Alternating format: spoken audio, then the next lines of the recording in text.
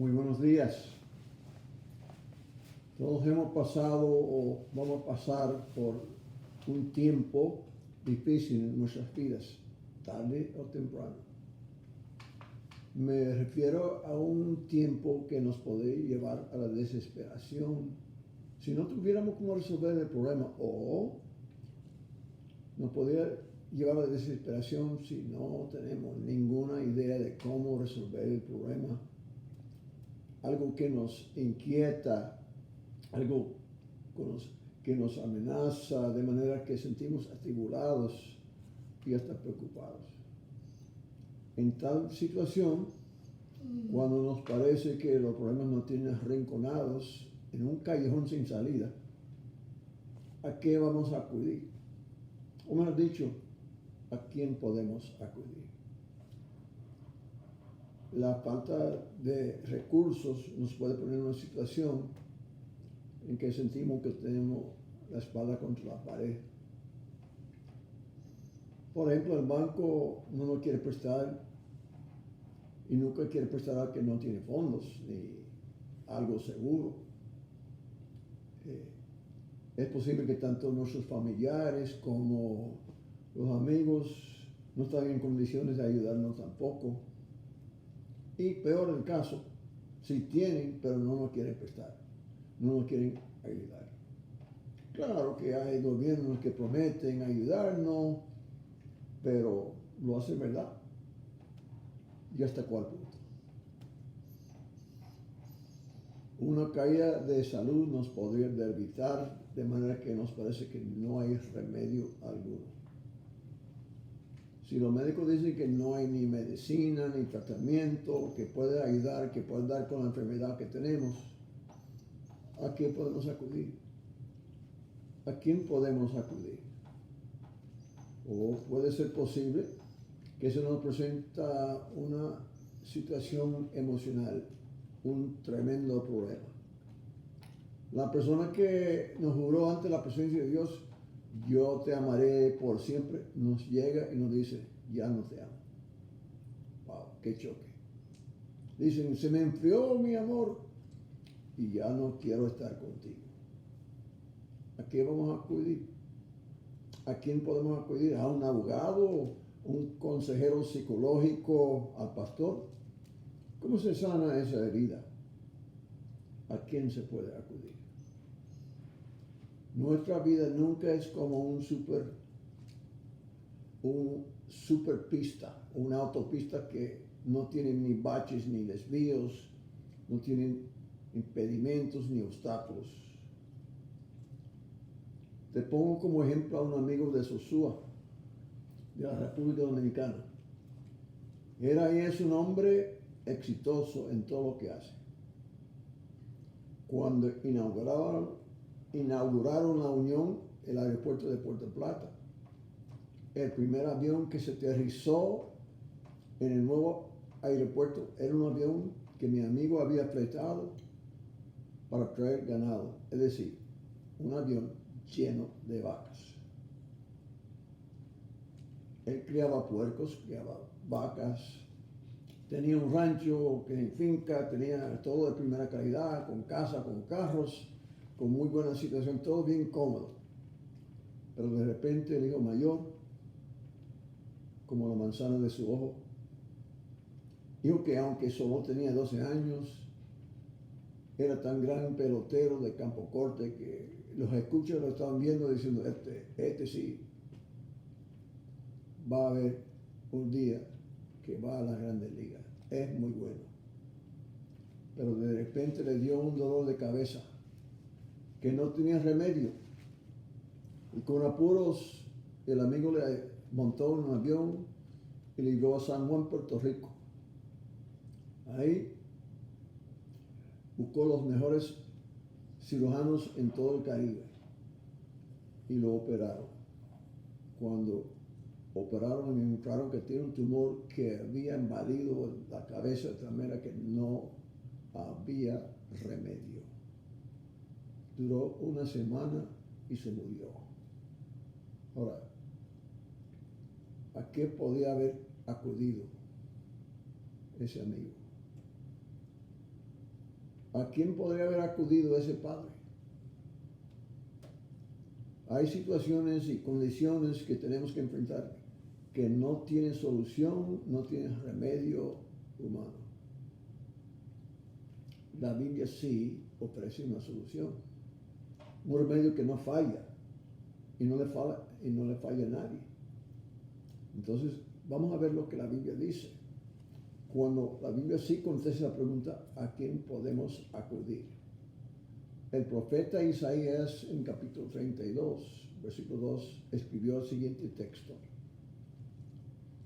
Y será aquel varón como escondedero contra el viento, y como refugio contra la tormenta, como arroyo de aguas en tierra de sequedad, como sombra de gran peñasco en tierra calurosa. Ahora, desde que el tiempo que el Espíritu Santo comenzó a inspirar a hombres a escribir, desde Moisés hasta Malaquías, todos los profetas escribieron una que otra revelación que prometía que vendría el Mesías, el Salvador, pero que no había llegado cuando estaban escribiendo.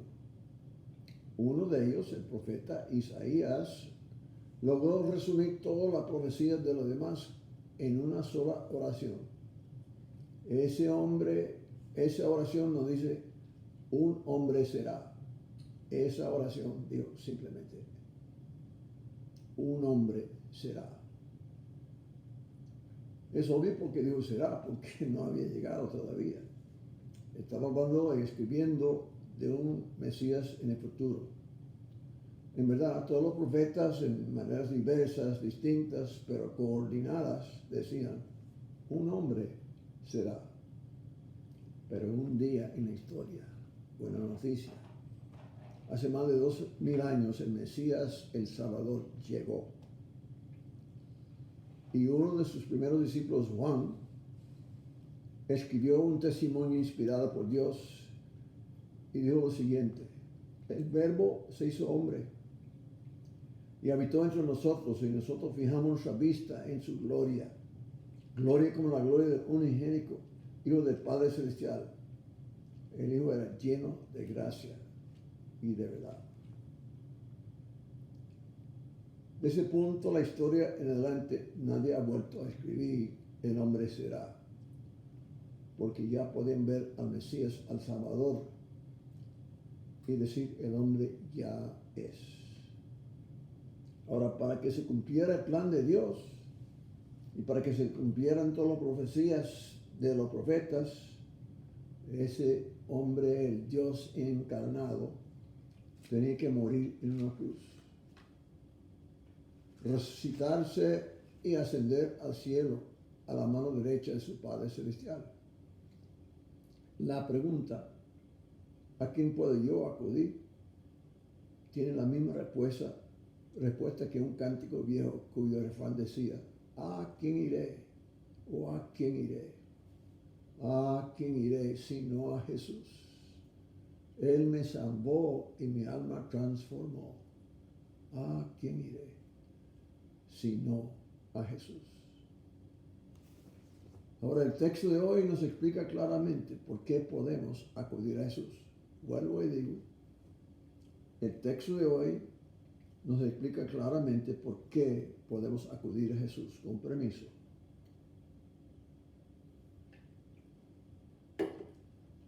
Primeramente podemos acudir a Jesús porque es el único escondedero que nos puede proteger contra los vientos que nos sacuden en esta vida. Dice la Escritura, escrito por Isaías: y será aquel varón como escondedero contra el viento. Es obvio que el profeta no está hablando de vientos que mueven las hojas de matas y árboles, pero hay muchos tipos de vientos que estorban nuestras vidas. Voy a compartir unos ejemplos. Un ejemplo. El viento que nos espanta como si fuera un huracán es el caso de una falsa acusación. Recientemente leí el caso del famoso predicador apologista Rabbi Zacarías. Una mujer falsamente le acusó de haberle molestado. y que la había molestado sexualmente, pero ella no tenía y no daba ninguna evidencia que fuera verdad. Estaba acusando sin evidencia. En palabras técnicas, la acusación se llama insinuación. El problema, el viento que sacude en una situación es que la prensa y la gente automáticamente juzgan al acusado y le dan sentencia de culpable a esa persona. El hermano Rabbi Zacarías tenía que poner una querella legal de falsa difamación contra esa mujer. Como la mujer sabía que al llegar a justicia ella iba a perder, ella pidió al abogado que hablara con el abogado de Zacarías y que se resolviera el caso fuera del corte, de la justicia. Ahora, ¿qué pasa? La prensa no habla de que no había evidencia. La prensa no dice que era inocente.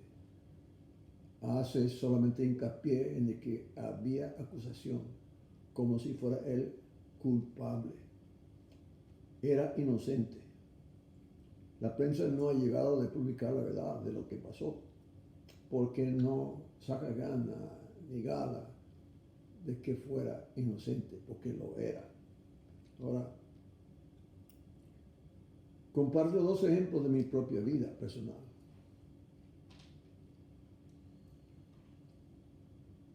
En nuestra vida en Puerto Plata, vivimos durante el tiempo de Balaguer, el presidente que duró, bueno, vuelve y vuelve para siempre casi. Y cuando perdió una elección por primera vez,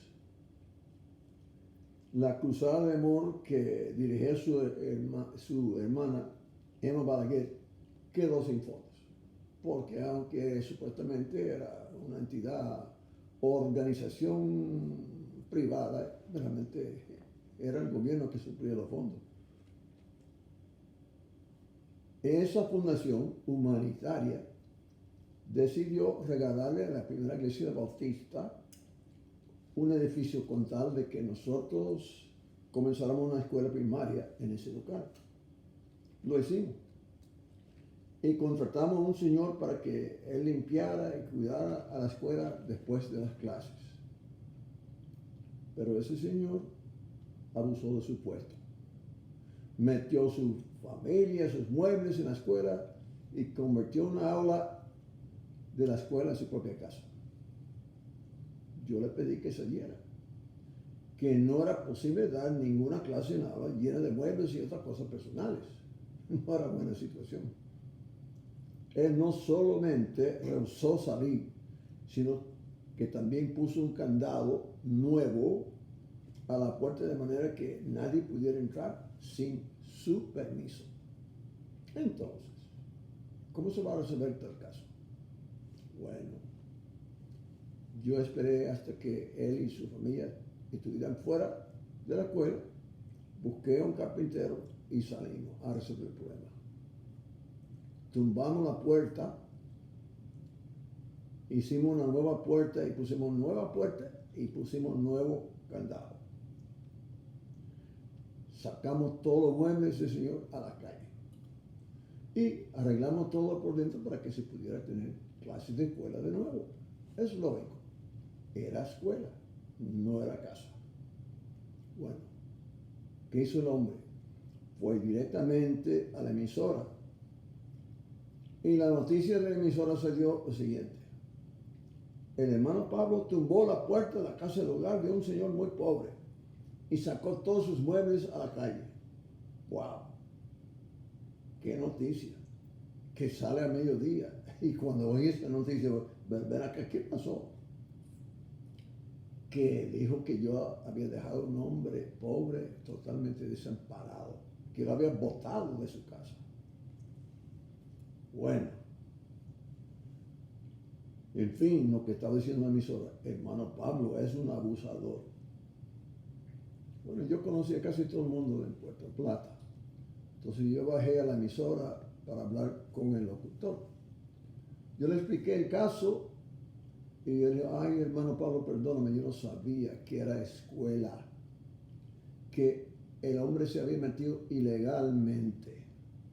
Tú tienes toda razón, te pido que me disculpes. Se disculpó, pero ¿sabe qué? Por la emisora, por la radio, nunca se disculpó.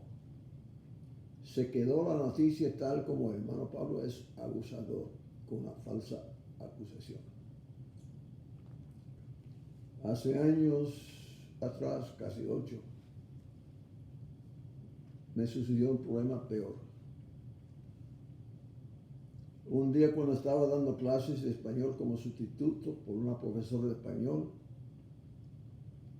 en una escuela del distrito de Plano, Texas, un distrito escolar que tiene 54,000 estudiantes, recibí una llamada de una administradora del distrito que dijo, Pablo, tú no puedes volver a enseñar en ninguna escuela nuestra.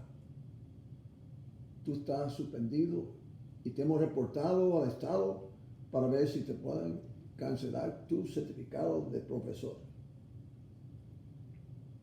Pero yo le pregunté, ¿y qué pasa? No te podemos decir. Eso le pasa. La investigación de la policía. ¿Qué pasa? Entonces, de una vez, el día después, yo me monté en el carro y fui a esa escuela. Traté de llegar a la directora de la escuela a preguntarle lo que había pasado. Esa directora no permitió ni siquiera que yo llegara a su oficina. Y dijo a su secretaria que me sacara del edificio de la escuela como si fuera un criminal.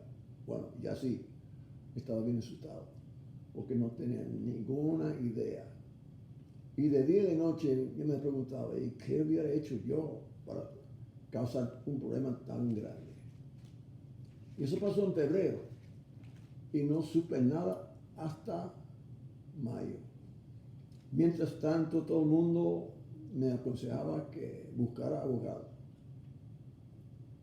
Como inicial, el abogado me cobró $1,500, solamente para tomar el caso, sin haber hecho nada. Él me aconsejó que no hablara ni contestara preguntas de nadie, mucho menos de la policía. Y un día de sorpresa, una policía me llamó. Ella comenzó a comentar y hacer preguntas que me como dio pista de que yo había puesto mano a unas señoritas. Y yo le contesté, ni loco haría tal cosa. Yo tengo testimonio de muchos años, con muchos jóvenes, y nunca me han acusado de nada porque no he hecho nada nunca. Bueno, tú hablas de vientos, de problemas. ¿Cómo se resolvió el caso? Bueno, la oración. El Señor me salvó. Porque a la detective, a la señorita que era detective que recibió el caso, el Señor le dio sabiduría. Ella interrogó a las 4 señoritas. Ellas estaban de acuerdo que yo había puesto la mano, que había hecho cosas sexuales, etcétera, etcétera, etcétera. Pero, sabiamente, ella separó a las muchachas. Y una por una dijeron, ay, perdónanos, estuvimos mintiendo, que Pablo no nos hizo nada nunca.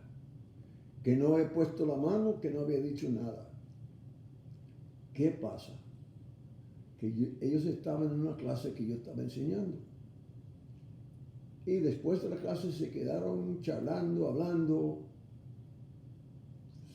quizá con chismes, quién sabe. Y me di cuenta que iban a llegar a la próxima clase tarde. Entonces yo dije, muchachas, que se vayan a su clase. Bueno, sin que yo supiera, se enojaron conmigo. Y por estar enojados, inventaron una historia y fueron a la directora para decirle que yo había dicho cosas feas y que yo había puesto la mano. La directora las creyó, no me preguntó nada, no me dio chance de defenderme. Ni la escuela ni el administrador. Yo pasé meses que no sabía qué hacer sino orar. ¿Quién resolvió el caso? El Señor. El único a quien yo podía acudir, que me podría resolver el caso, fue Jesucristo. ¿Cómo es que el Señor me rescató? Esa sabiduría que le dio a esa señorita detective.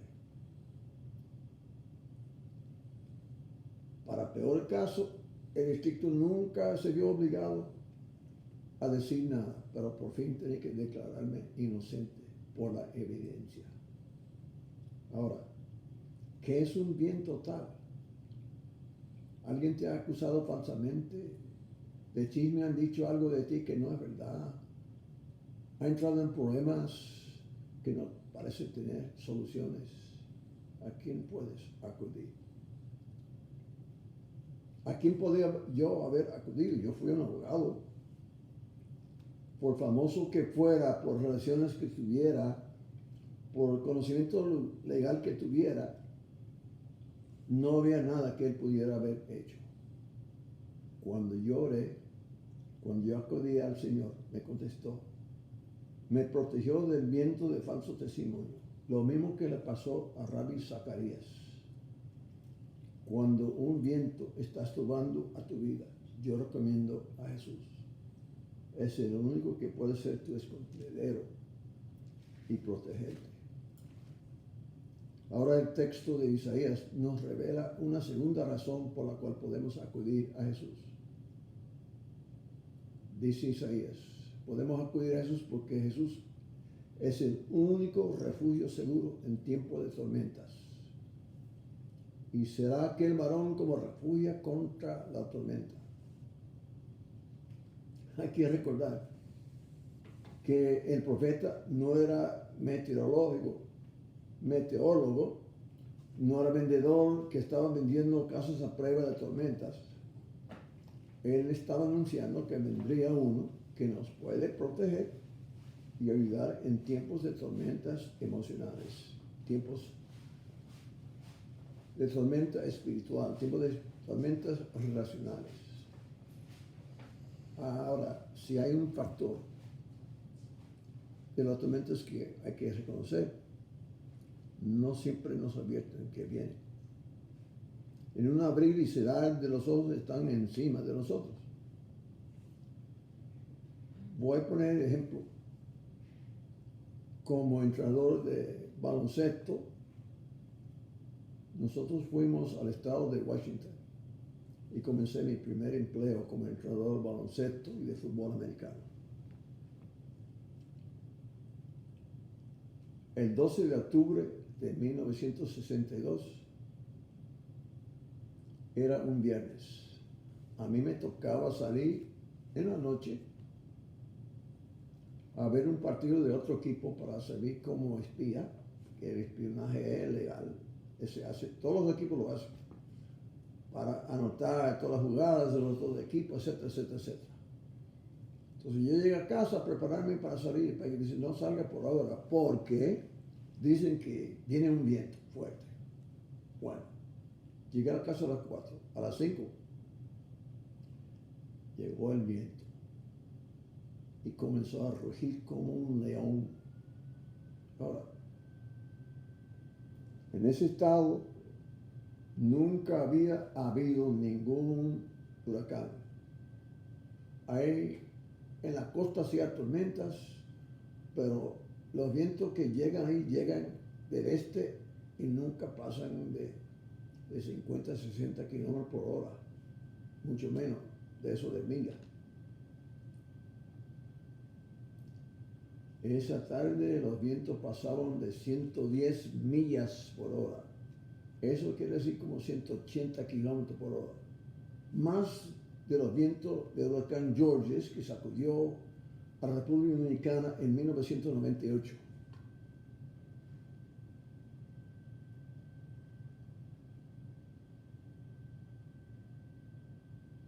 Ese huracán llegó con muy poca noticia. Sorprendió a todo el mundo porque antes no habían tenido huracán y después tampoco. El único huracán en la costa occidental de los Estados Unidos en la historia. Sorprendido, todo el mundo sorprendido. Nadie estaba preparado. Nos estaba soplando el huracán con vientos con tanta velocidad. Los vecinos se refugiaron en nuestra casa y nos metimos al aposento atrás, porque adelante se veía los vidrios que el vidrio estaban casi por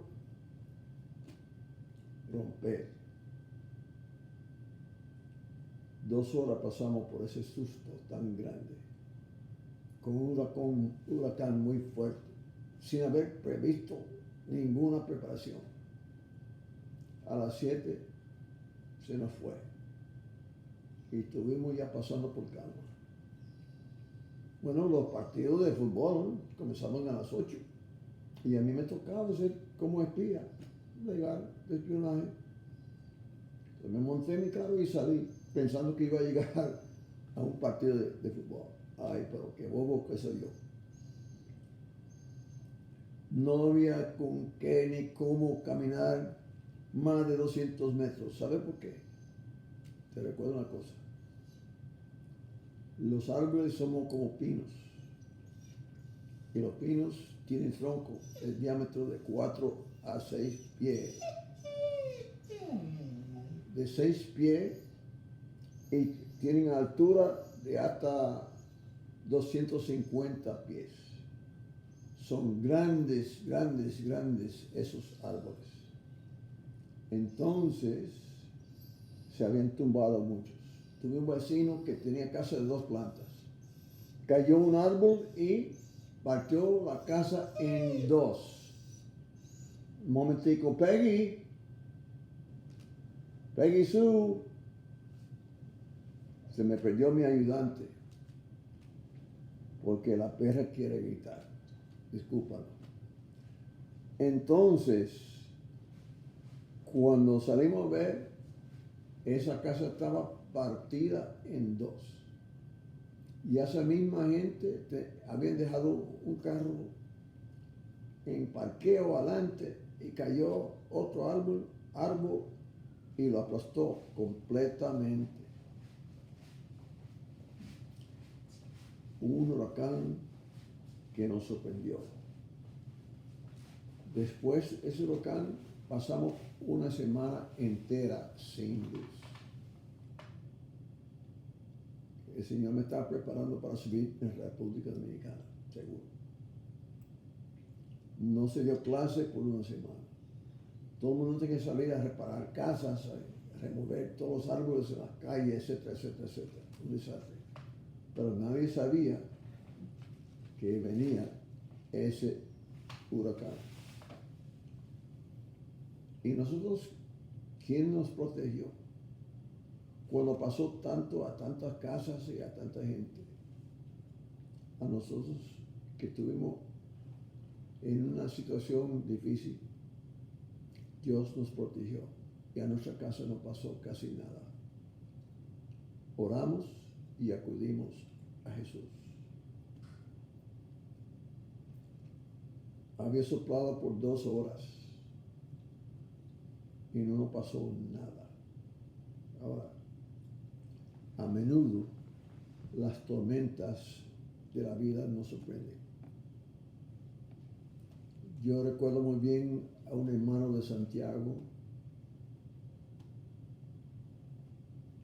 que una tormenta le sorprendió y lo sacudió. Venía en la autopista Duarte rumbo a Santiago. Manejaba su cepillo y estaba con él su hijo mayor. Se durmió. Cruzó al otro lado, se accidentó. El accidente mató a su hijo. Él estaba en el hospital Corominas de Santiago 2 semanas inconscientes. Mientras estaba inconsciente, nosotros enterramos a su hijo mayor. ¿Por qué digo que era una tormenta? No se puede imaginar la tormenta de ese hermano al despertarse 2 semanas después y darse cuenta que por error suyo se había matado a su propio hijo mayor. Un caso sumamente triste. ¿A quién poder él haber acudido? Había perdido a su hijo. Tenía que vivir con la tormenta de la culpabilidad de la muerte de su hijo. Gracias al Señor Jesús, él supo acudir a Jesús. Y de acudir a Jesús le era refugio contra esa tormenta. Ahora, hay tormentas que dan mucho temor. Por ejemplo, la tormenta que le dio a nuestra hermana de Puerto Plata cuando le dijeron que su hijita tenía cáncer. ¿En qué se refugió?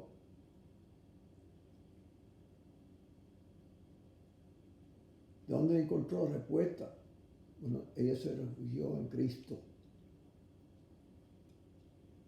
Viaje tras viaje a la oncología en la capital.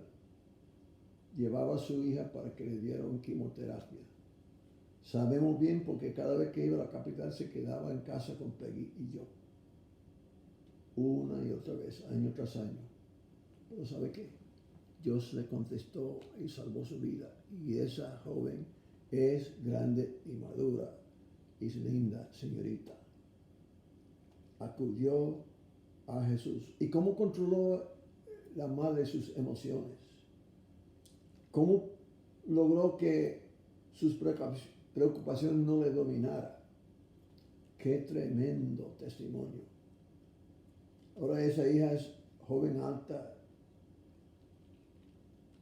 y tiene buen testimonio porque ha aceptado a Cristo como Señor. Qué tremendo refugio en la tormenta es el Señor Jesús. Jesús es el único que puede ser refugio en tu vida contra las tormentas que te llegan. Ahora, Isaías siguió con su profecía. Y yo te voy a seguir con su profecía el próximo domingo. Ya que tienen la mitad de su profecía, la otra mitad les voy a presentar el próximo domingo con la ayuda de Dios. Ahora, para cerrar, vamos a orar. Padre Celestial, te doy gracias, Señor, que tú nos ofreces ser escondedero. Tú nos ofreces ser refugio. Que tú para dices a quién podemos acudir. Sabemos que podemos contar contigo, Señor, y te damos gracias. Te amamos. Te pido, Señor, que cada vez que las tormentas nos llegan, que podamos acudir a ti, porque te lo pido en nombre de Cristo Jesús. Amén.